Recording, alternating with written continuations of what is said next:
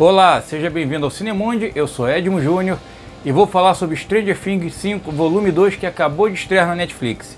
Bom, como eu costumo dizer, não tem como falar de um volume 2 sem falar do volume anterior, do volume 1, que foi lançado um mês atrás. Bom, o volume 1 termina com a grande reviravolta e descoberta de que o Will consegue roubar os poderes do Vecna. Ele destroça ali 3 Demogorgons para salvar a galera e tal.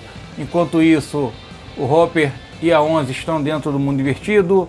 Eles acham a 8. Lembra daquele episódio bosta, acho que da segunda ou terceira temporada, em que a 11 vai para a cidade grande e encontra uma irmã? Então, a personagem está aqui, né, como vimos no volume 1, sendo usada. Enquanto o Steve, o Dustin, o Jonathan e a Nancy também estão perdidos no mundo invertido, tentando descobrir como derrubar aquela muralha de carne, né? Aquela muralha viva. Enfim. E a Holly tá lá presa naquele mundo, né? Tá presa nas lembranças, na mente do Vecna, junto com a Max, como descobrimos no volume 1. Bom, seguindo daqui é o seguinte. Você tem 3 episódios de mais de 1 hora cada um. Tem um episódio que é de 1h05, o outro de 1h15. E você volta ao ponto de partida, né, onde deixamos estes personagens. A Holly com a Max tentando escapar, vasculhando lembranças ali. Tem até um quê ali de A Hora do Pesadelo, acho que Guerreiro dos Sonhos, o nome do filme, alguma coisa meio assim. E você tem também o pessoal que está perdido em Hawkins, né? Como eu já disse, você tem o pessoal que está com a Nancy e com o Steve. E você tem a 11 com a Kylie, né, que é a 8, e o Hopper tentando fugir, enquanto o Vecna, como vimos no final do volume 1, reuniu a molecada que ele queria, se não me engano são 12 crianças, né, para remodelar o mundo. E a missão segue tentando destruir o Vecna e trazer essas crianças de volta. Bom, o que eu elogiei o elenco aqui no volume 1, eu vou estar me repetindo. Tá? O Noah Schnapp está fazendo um bom trabalho aqui com o Will, assim como o Finn Wolfhard, David Harbour, Winona Ryder, o Charlie Heaton, né, que é o Jonathan. Tem uma conversa do Jonathan com a Nancy que leva um tempo ali numa situação de perigo que eu fiquei, caramba, tem que ter esse momento, essa conversa, essa DR no momento de urgência, mas enfim, faz parte, a gente já viu isso em outros projetos, não é o primeiro e não vai ser o último. O Joey Ky, eu já trouxe, que é um moleque que eu adoro, eu acho ele muito bom na maioria dos projetos que ele trabalha, né, o Steve. E ele com o Gaten Matarazzo aqui também tem um momento que os dois... O volume 1 já mostra que eles não estão se entendendo muito bem, né? O Dustin tá nessa de revolta, a gente entende a morte do amigo, mas o Dustin parece que vestiu a persona do Ed e não quer ser amigo de ninguém, é revoltado, é patado em todo mundo e rola uma vamos dizer, uma discussão aqui também com o Steve sobre isso. A Sadie Sink, como Max, é o que eu falei, ela, por sinal, tem uma cena com ela aqui que eu achei uma puta sacanagem o que acontece, mas não vou revelar porque, né, pode ser spoiler para quem não viu ainda. Entre ela e a Holly, a menininha que faz a Holly, a Nell Fisher, cara, continua se destacando na minha opinião, continua com mais espaço nesse volume 2 e acredito que no último episódio que vai ser lançado no dia 31 de dezembro, ela vai brilhar também, porque vamos dizer que ela conduz parte da trama aqui, né, com a Max do lado, mas enfim. Linda Hamilton, né, a nossa eterna Sarah Connor, continua aquela doutora Kay lá, que é general do exército e tal, que dá vontade de você socar os cornos dela toda vez que ela aparece em tela. Por sinal, tem uma cena dela envolvendo ali um oficial do exército que eu falei, bicho, só na série mesmo. O Jamie Campbell Bower, como o Vecna aqui também, continua a sua excelência como vilão, sabe? Você tem de volta a Priya Ferguson, que a gente viu ali, a irmã do Lucas, né? E tem a situação do Lucas com a Max está perdida, a Max está voltando, a Max está em coma. Enfim, o que acontece nesse volume 2 com a Max? O Derek, que se tornou para mim um dos meus personagens favoritos no volume 1, claro, se a história segue, né, do mesmo ponto onde parou. Você tem mais Derek aqui, só que eu acho que aqui ele teve menos tempo, tá, pra brilhar, sabe? Tô falando do Jake Connelly, né, que faz aquele molequinho que todo mundo chama de um idiota, um imbecil, e ele se acha algo maravilhoso, né? Enfim, Natalia Dyer como Nancy tem seus momentos, Maya Hawke tem uma cena legal também ali. Agora, Millie Bobby Brown é a Millie Bobby Brown, né, que na primeira temporada para mim brilhou, na segunda, terceira e quarta já foi me enjoando a carinha dela, sempre com cara de, não vou nem dizer de trama, mas cara de choro, usando os poderes e tal. No volume 1 parece que ela dá mais uma segurada, nesse volume 2 já tem um cadinho mais, sabe, de cara de choro, e porra, já tá um saco. Eu adoro a série, tá, a criação dos irmãos Duffer, que por sinal escreveram e dirigiram, quer dizer, escreveram basicamente a história, né? Eles dirigiram o terceiro episódio desse volume. O segundo foi dirigido pelo Shawn Levy, que é produtor, diretor de Deadpool e Wolverine, mas o cara tá na série desde o começo. Ele não veio pra série por causa de Deadpool e Wolverine, esqueçam isso, tá? E o primeiro episódio, né, que seria o quinto deste volume 2, é o Frank Darabont quem dirige. Quem conhece filmes de ação sabe quem é Frank Darabont. Enfim, a fotografia continua bacana pra caralho, os efeitos especiais, os Demogorgons, umas ideias ali meio que influenciadas por Frankenstein, é um negócio legal de se ver. Tem uma cena do Dustin dando uma aula de física que eu falei, pra quem tá ali na presença dele, é ele que tá dando a aula, enfim, deixa quieto.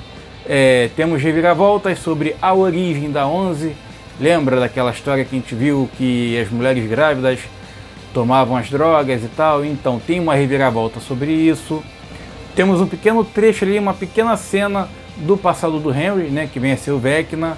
Vamos dizer que ela pode ter sido uma das coisas que influenciou ele a se tornar o que ele é.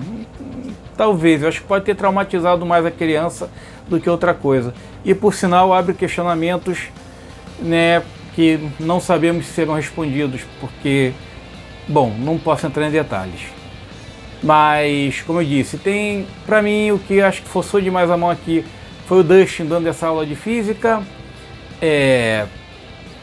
Meio que metaforicamente no volume 1 nós vimos já o Will saindo do armário, né, com a questão dele estar no controle, dele saber quem ele é e saber que ele pode roubar os poderes do Vecna, utilizar os poderes do Vecna através da mente colmeia, né? Muita gente diz, ele é igual a 11. Não, ele não é igual a 11. A 11, ela usa o que foi lhe dado, tá? O Will, ele toma e usa de volta, sacou? Uma parada meio assim. Não são os mesmos poderes, ele não é igual a 11, ponto final. E durante esses 3 episódios tem uma cena em que rola uma conversa sobre o Will, né? O próprio Will falando com todos ao seu redor ali, amigos, que eu achei que demorou tempo demais. Assim, não chega a ser um demérito, tá? Um ponto fraco nesse volume 2. Mas, pra mim, esses momentos de urgência, sabe, em que você tem pausas para conversas, DRs, eu acho meio cagado. E a gente sabe que, sim, tem uma porrada de projeto com isso. Mas Stranger Things é só um que podia ter passado disso, né, ter ido além, mas não foi, né? Ele cai nos mesmos problemas de roteiro que tantas outras produções, seja para cinema ou TV, como eu citei aqui, o caso da Nancy com o Jonathan, o Dustin dando aquela aula que eu falei, porra, pelo amor de Deus. E a questão do Will se abrindo com toda a família e amigos, eu achei que perde muito tempo, então, pô, legal você ter episódios de 1 hora, 1h15, né, são praticamente filmes, só que chega uma hora que tá enrolando demais, né, e você assistindo com a família do lado até comenta, pô, perdeu muito tempo com isso. Pois é, perdeu. Mas sim, temos reviravoltas ainda. Eu achei que até no terceiro episódio, né, deste volume 2, aconteceria mais alguma coisa. E ele acaba com o que todo mundo imagina que é a preparação para a batalha final, né, que teremos que esperar, como eu disse, até 31 de dezembro, às 10 horas da noite. Bom, tivemos bons diretores com esses 3 episódios aqui, né, na reta final. Segue o ritmo, é porque a gente tem esse lance de foi lançado um mês depois, mas foi gravado tudo numa porrada só, entendeu? Então você não vê grandes diferenças ali.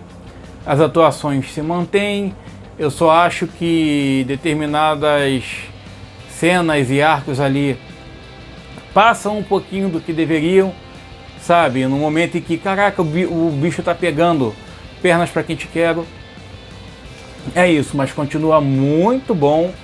Eu curti o volume 1, o volume 2 segue muito bem, tá? Diga-se de passagem.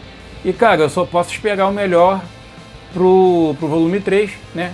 Que vai ser o último e derradeiro episódio aí, que eu espero que seja satisfatório. Eles prometeram aquela pior morte da série, né? E, pô, eu confesso que ainda tô esperando, né? Sem querer dizer muito.